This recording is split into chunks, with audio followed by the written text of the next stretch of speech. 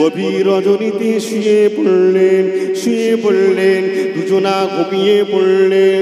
হঠাৎ দেখা যায় রাতের বেলা স্বপ্ন দেখছে এমনকি আকাশের চাঁদ ছুটে সে জমিনের দিকে পড়তে লাগে।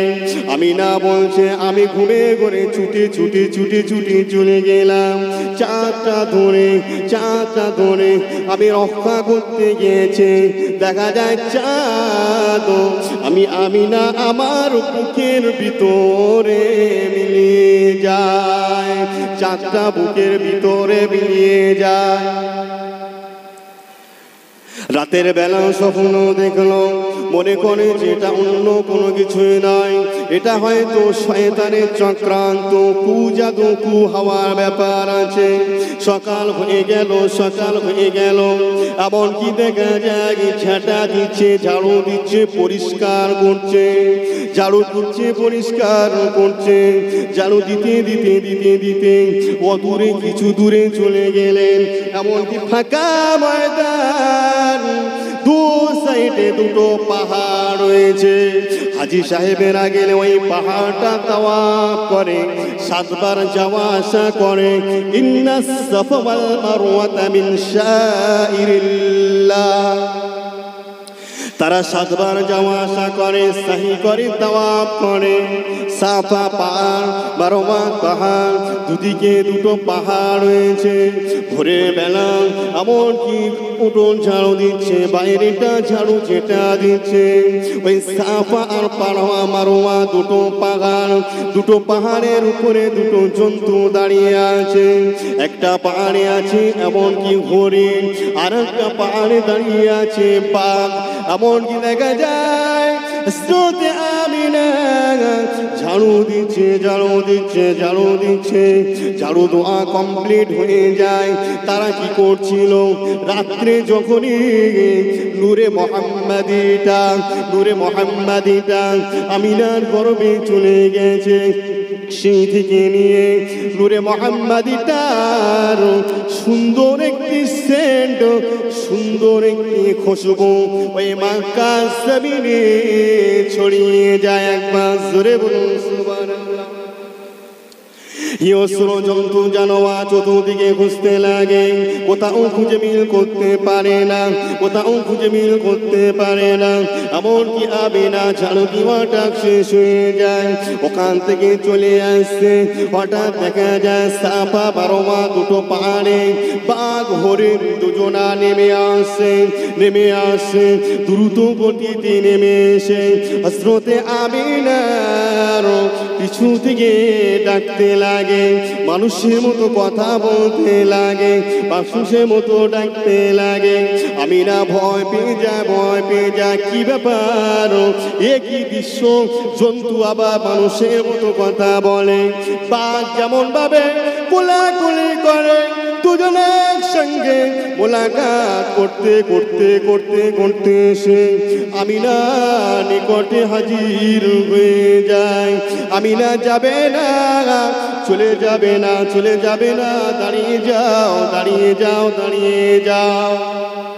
আমিনা দাঁড়িয়ে গেছে। কি ব্যাপার, কিসের জন্য দাঁড়াতে বললে? আমি তো বুঝতে পারি না, চিন্তা মাথার ভিতরে গোলাচ্ছে। বাঘ হরিণকে দেখে ছুটলো না, হরিণ বাঘকে দেখে কেন ছুটলো না, আর বাঘ হরিণকে কেন খেলো না, চিন্তা করছে। ওই সময় আমিনা বলতে লাগে, কি ব্যাপার, তোমরা কেন এখানে এসেছো?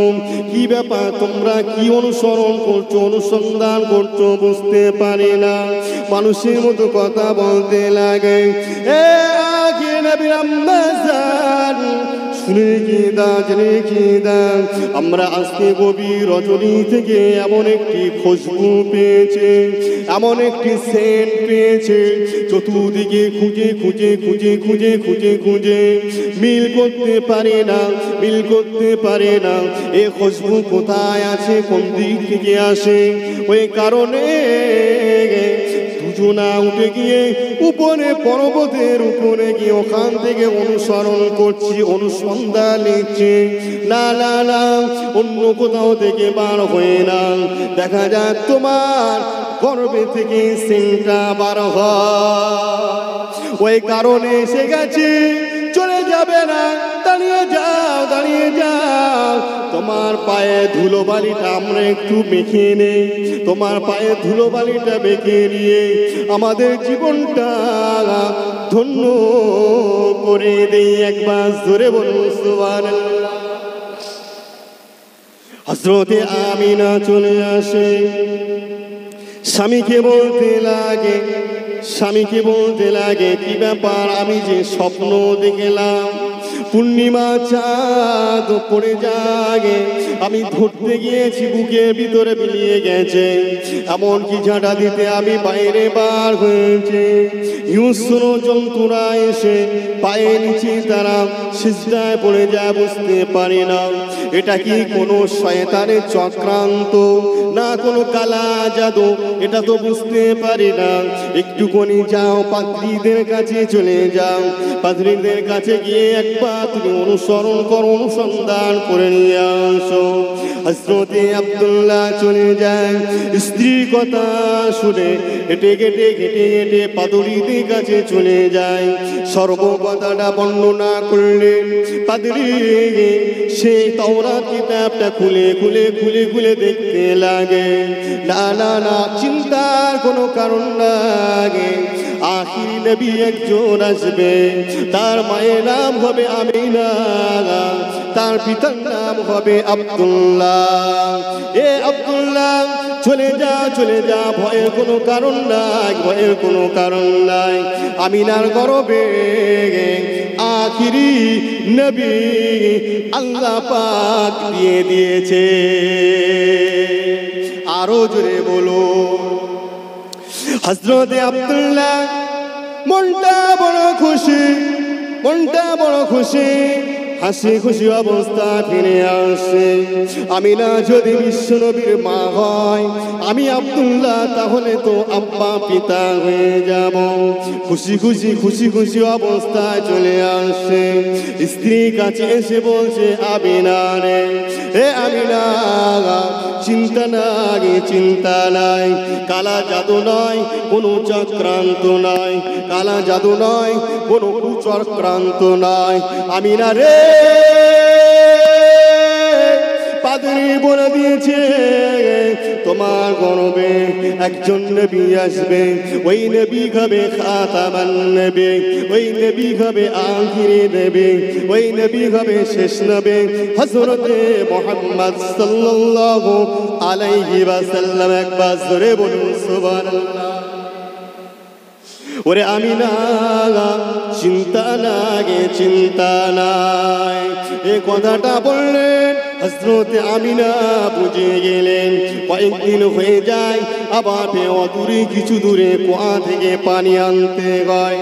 অন্য অন্য মায়েরা তারা শাড়ির কানা ওন্না বেঁধে নিয়ে তারা পানি তোলে। হযরতে আমিনা 1 তারিখে বাড়ি থেকে বার হয়ে যায়, এমনকি ঘর থেকে এক পা যখন বাইরে দিয়েছে, এমনকি আসমান থেকে মেঘ উড়ে উড়ে উড়ে উড়ে এসে আমিনার মাথার উপরে ছায়া করতে লাগে। আমিনার মাথার উপরে ছায়া করতে লাগে, হেঁটে হেঁটে হেঁটে হেঁটে হেঁটে হেঁটে যেতে লাগে, মেঘটা ছায়া করতে করতে যেতে লাগে। এমনকি অন্য অন্য মায়েরা তারা ওন্না বেঁধে, কালি শাড়ির কানা বেঁধে তারা পানি তুলছে। এমনকি দেখা যায় হযরতে আমিনা কুয়ার কাছে নিকটে গিয়ে হাজির হয়ে যায়। এমনকি বালতিটা নিয়ে, পাত্রটা নিয়ে কুয়ার দিকে হাতটা নিচু করলে আল্লাহ পাক রব্বুল আলামিনের আদেশ নির্দেশে পানি ফুঁকছে, ভুলে গিয়ে একা একা একা একা উঠে আমিনার পাত্র ভরে যায়। একবার জোরে বলুন সুবহানাল্লাহ।